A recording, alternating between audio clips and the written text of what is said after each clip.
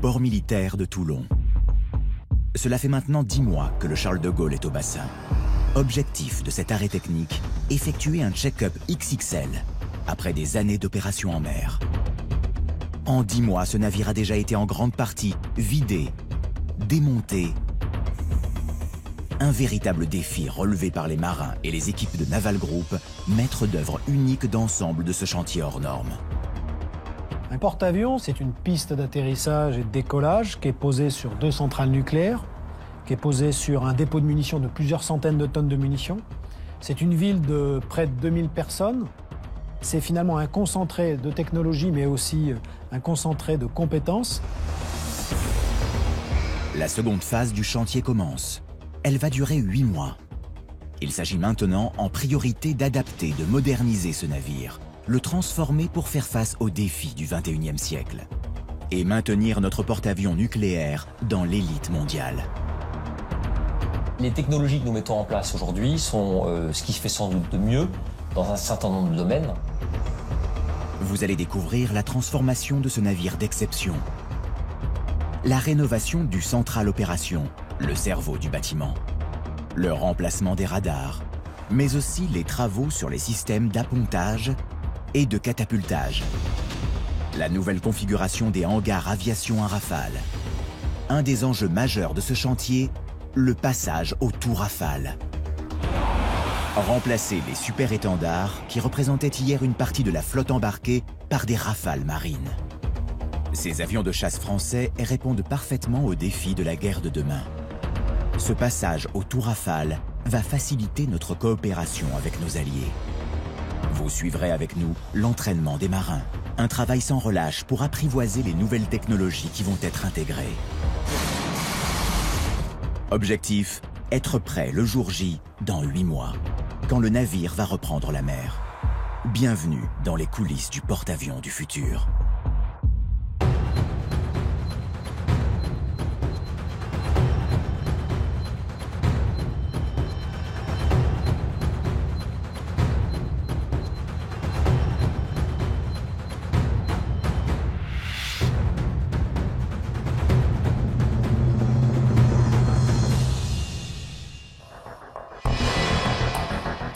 Les enjeux du chantier sont de taille.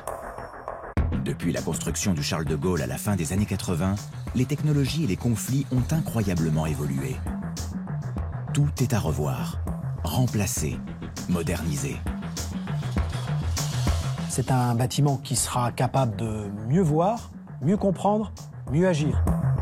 Un pari fou qui au total va prendre 18 mois de travaux. Donc ce chantier, c'est 4 millions d'heures de travail, 160 partenaires, 200 000 tâches de travaux. Les équipes se passent le relais jour et nuit, je dis bien jour et nuit, de manière continue. Chacune a un sprint à courir, l'ensemble faisant un marathon.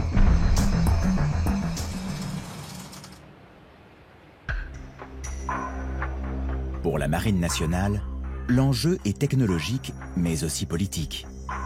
Le Charles de Gaulle est l'unique porte-avions français. Sans lui, c'est la puissance française qui est affaiblie.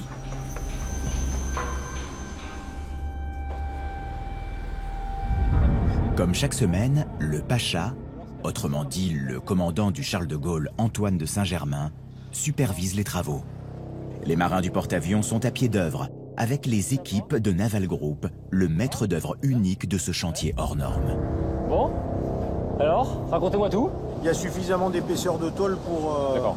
Donc on remet en peinture, voilà, tout simplement. Les savoir-faire de nos marins sont à l'image de l'excellence française dans un certain nombre de domaines, et en particulier les domaines techniques. Dans les entrailles du porte-avions, ce sont des milliers de pièces et de locaux qui sont optimisés, agrandis, réaménagés. Le commandant vérifie qu'ils seront bien adaptés pour ces hommes. La tournée du commandant se conclut par le central opération. On parle du CO. Toutes les opérations militaires y convergent. C'est le centre névralgique du porte-avions. Il est bien à l'abri, situé plusieurs étages sous le pont. Armement, radar, échange d'informations avec les autres bâtiments. C'est ici que des ordinateurs spécialisés dits calculateurs centralisent les informations sensibles du bâtiment. Sur le théâtre des opérations, les marins doivent traiter de multiples paramètres en un minimum de temps. Une tâche impossible sans le CO. C'est aux centrales opérations, à l'intérieur du bâtiment, le cœur stratégique, le centre nerveux du bâtiment, que l'ensemble de cette coordination se fait. C'est en gros un cerveau, un logiciel, qui est le cerveau du bateau, et il intègre des informations qui peuvent venir des navires américains, ou réciproquement des informations qu'on fournit aux navires américains. Le calculateur est un élément indispensable dans l'autodéfense du bâtiment. C'est lui qui est capable de faire une évaluation de la menace et le commandant pourra décider, si besoin est, le tir et d'abattre la menace qui arrive sur le porte-avions.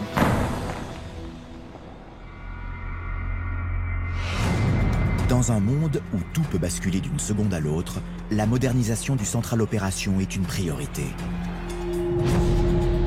Pour que le Charles de Gaulle puisse faire face aux menaces du futur, un bond technologique énorme est opéré. Une véritable opération de chirurgie géante. Les consoles, les meubles et post-opérateurs sont évacués. Des faux plafonds au plancher, tout est enlevé, arasé, décapé. Ce navire va être équipé des moyens les plus modernes. Le défi, faire face aux conflits du XXIe siècle.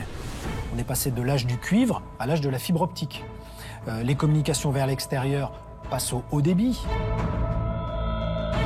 Une étape qui a nécessité de changer des distances de câbles inimaginables pour les remplacer par de la fibre optique.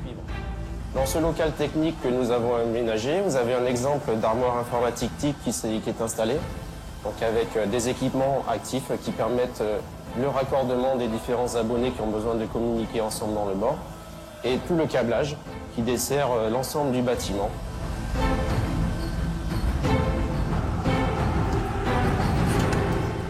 Le nombre de ces installations est impressionnant. Au total, l'équivalent de 340 km de câbles de cuivre et de fibre optique sont installés.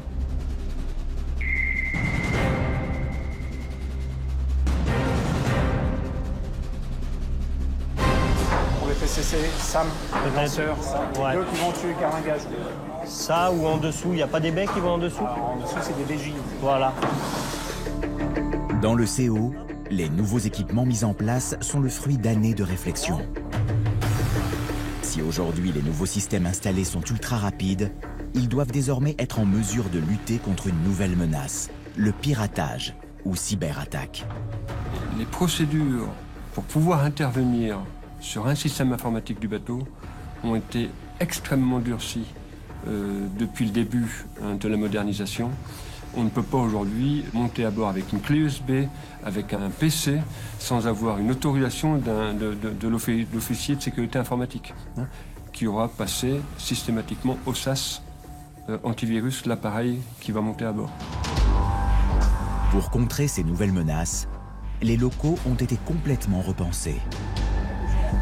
Les ordinateurs, les écrans, les logiciels sont changés.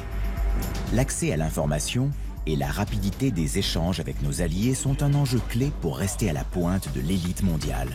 Directement, tu as ton écran qui t'affiche tes zones de secteur en fonction de ce que tu veux avoir, en fonction de tes gabarits. L'outil en lui-même, il est pas compliqué. C'est même plus intuitif que ce qu'on avait avant. Ces nouveaux réseaux de communication vont permettre au Charles de Gaulle de rester à la pointe des futures opérations militaires.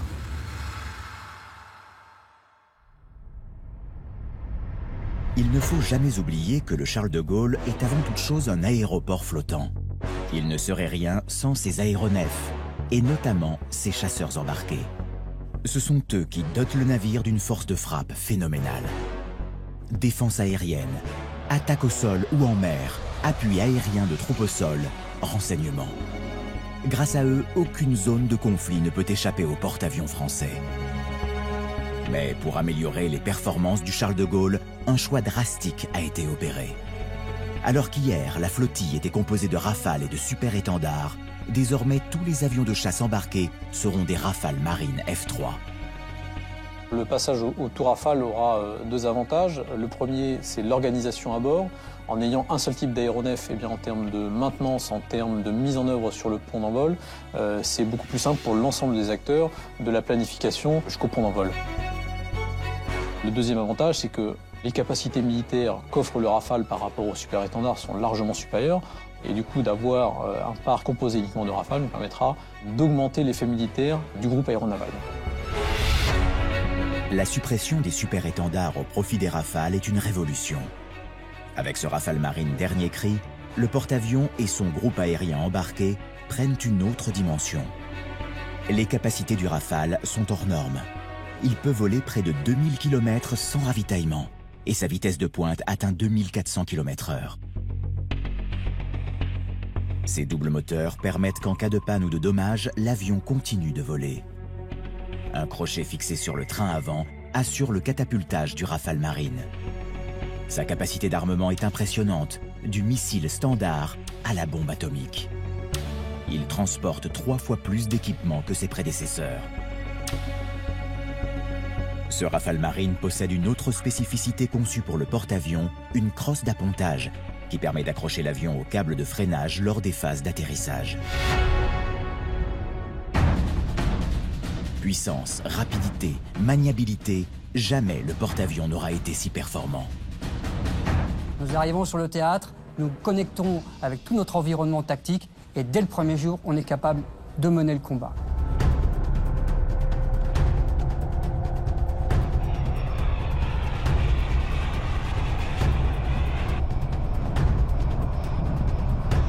Les pilotes embarqués de Rafale sont formés de façon très spécifique. Ils doivent apprendre à se poser sur l'équivalent d'un terrain de tennis.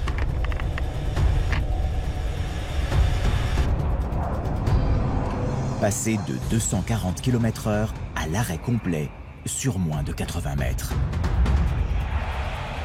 Pour réussir cet appontage, ce bâtiment est équipé de ce que l'on appelle les brins d'arrêt, des énormes câbles qui traversent le pont. Ils sont bien sûr vérifiés lors du chantier.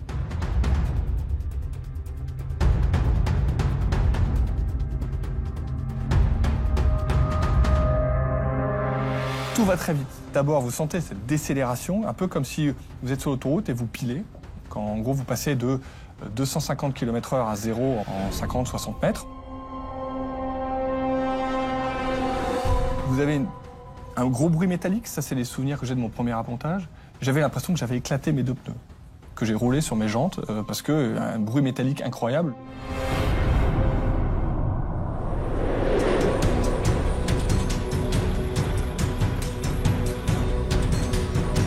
Dans le cas où le Rafale n'accroche pas les brins d'arrêt, il redécolle immédiatement.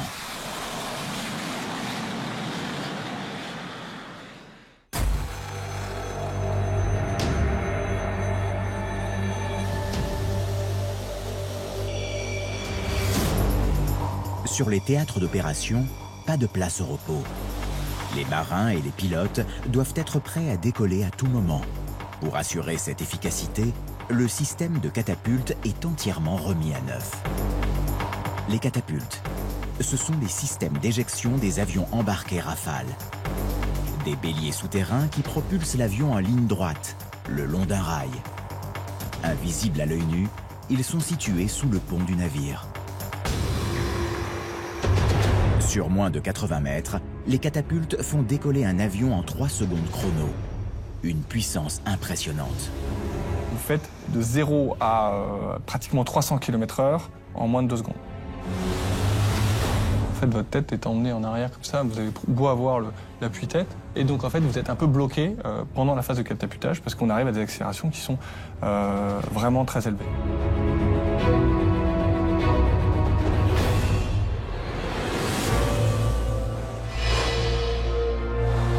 Avec cette modernisation, l'objectif est ambitieux. À plein régime, les catapultes vont pouvoir faire décoller un avion toutes les 30 secondes. Une force de frappe que seuls les Américains peuvent égaler.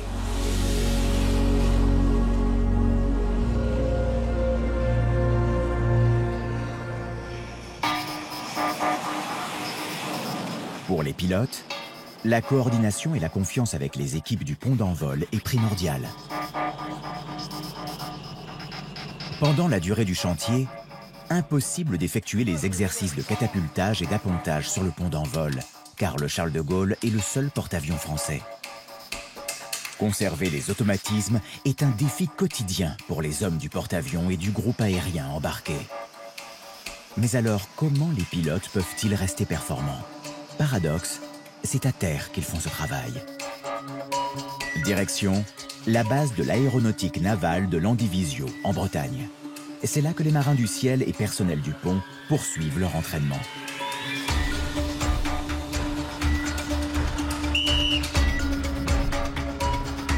Des exercices avec au sol des lignes qui reproduisent à l'identique la taille et le marquage du Charles de Gaulle. Les pilotes s'entraînent à l'appontage simulé sur piste. Vous êtes sur une piste normale, mais vous suivez les procédures, les techniques de pilotage liées à un appontage, avec un officier d'appontage qui surveille tout ça et qui vous note à la fin de votre séance. Un véritable porte-avions en pleine campagne bretonne. Le Rafale Marine français est le seul avion étranger autorisé à se poser sur les bâtiments américains. On est déployé pendant 15 jours à bord d'un porte-avions américain qui est dédié au groupe aérien constitué franco-américain. Voilà. C'est important parce que l'interopérabilité avec les Américains, c'est quelque chose de fondamental. Les pilotes français vont s'entraîner nuit et jour sur le porte-avions Bush, aux côtés des F-18 et Hawkeye de l'US Navy. Derrière cette opération d'exception, tout un symbole. Celui de la coopération française avec ses alliés.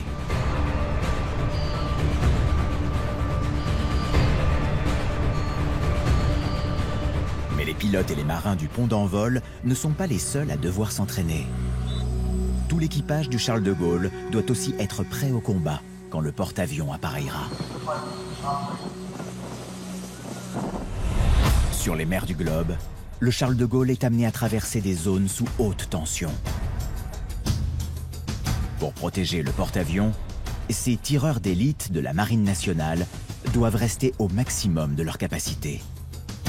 Une fois remis à la mer, les marins vont devoir réapprivoiser ce porte-avions nouvelle génération le plus rapidement possible. Alors que le chantier se poursuit à Toulon, la marine se prépare déjà aux conflits à venir. C'est dans ce simulateur de la base navale de Toulon que les artilleurs s'entraînent pendant le chantier. Pour se perfectionner au comportement hostile, cette zone d'entraînement est ultra immersive. Commandant dopé, 2 personnes armées, tribord 10 sur la jetée. Les écrans reproduisent la trajectoire des tirs et le mouvement des armes en conditions réelles. La piste est classée hostile. Piste hostile. Les situations à risque sont répétées dans un décor reproduit en 3D sur les murs du simulateur. CDV dopé. Donc on effectue le warning 3 et un tir d'avertissement sur la piste suspecte d'abord 340. Aujourd'hui, les marins simulent le passage du canal de Suez. Le jour J sur le terrain, les hommes devront choisir en urgence les meilleures stratégies. Les enjeux sont militaires, mais aussi diplomatiques. Le Charles de Gaulle est une arme hautement politique aux mains du président de la République. Une seule mauvaise réaction peut passer pour une déclaration de guerre.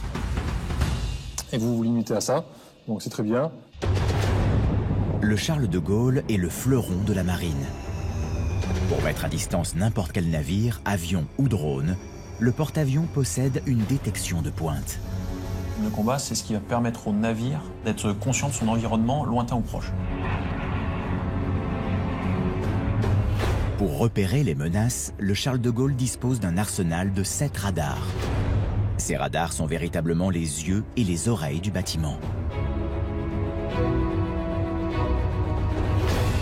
Un équipement colossal qu'il faut moderniser et adapter aux futures missions du Charles de Gaulle. Exemple, le brouilleur radar ARBB-33, situé de part et d'autre de l'îlot. Son rôle est essentiel. En surchargeant d'interférences les capteurs ennemis, ces brouilleurs viennent perturber la localisation précise du Charles de Gaulle. Une technique qui permet de contrer les radars adverses et certaines armes. Pour protéger l'ensemble de sa force navale française, le Charles de Gaulle doit pouvoir détecter n'importe quel aéronef ou missile à plus d'une centaine de kilomètres. La réactivité au sein de la force, elle est extrêmement importante. Notamment face aux menaces les plus modernes. Je pense par exemple aux missiles anti-navires qui pourraient être tirés contre la force. Eh bien, lorsque vous détectez cette menace, vous n'avez que quelques dizaines de secondes pour y agir. DMA en garde optique. 100 mm à l'heure. Dans le cadre de la modernisation, le nouveau radar Smart S va permettre au porte-avions de détecter à plus de 300 km le moindre avion ou drone. Il possède des capacités de détection 10 fois supérieures à l'ancien radar. Une précision indispensable dans les conflits du futur. Et c'est sur la presqu'île de Saint-Mandrier, à une quinzaine de kilomètres du chantier, que le futur radar de veille Smart S est installé. Un des enjeux majeurs du chantier, c'est de réussir toute la modernisation dans des délais très contraints. Donc un des outils qui nous a permis de réduire les délais d'intégration de tous les nouveaux matériels a consisté à les tester de manière anticipée sur des plateformes dans d'autres locaux que le bateau à proprement parler. Après les tests poussés, le radar est prêt à être installé sur le Charles de Gaulle.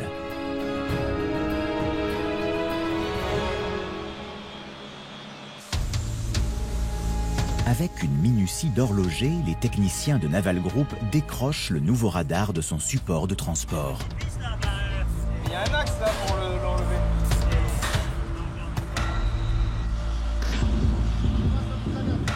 Une fois sanglé à une grue, il est soulevé de quelques centimètres. Alors qu'on le hisse, les hommes vérifient que rien ne va se décrocher. Sur le Charles de Gaulle, un autre groupe de techniciens prépare le socle qui va réceptionner le radar. Pour installer le nouveau radar sur le bateau, il faut respecter un certain nombre de contraintes et d'exigences, notamment liées à son plan de pose, et qui peuvent aller dans un niveau de précision assez impressionnant, parfois au millimètre ou au dixième ou au centième de degré près.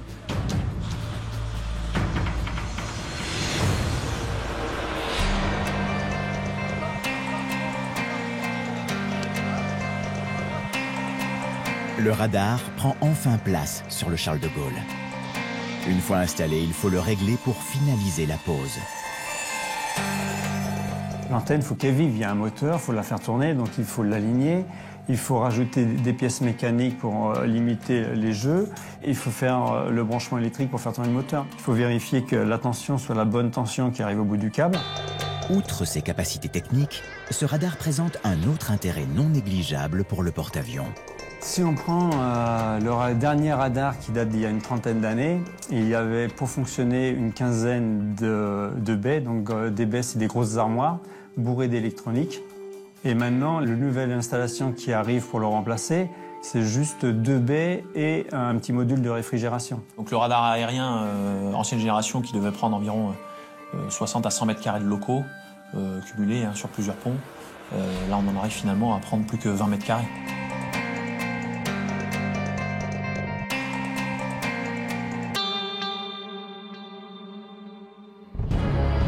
Au moment de se poser sur le Charles de Gaulle, le pilote est aidé par un élément indispensable, le miroir d'appontage. Ce dispositif ici à gauche de la piste. Ce système fonctionne avec des lumières de différentes couleurs qui donnent des repères au pilote en phase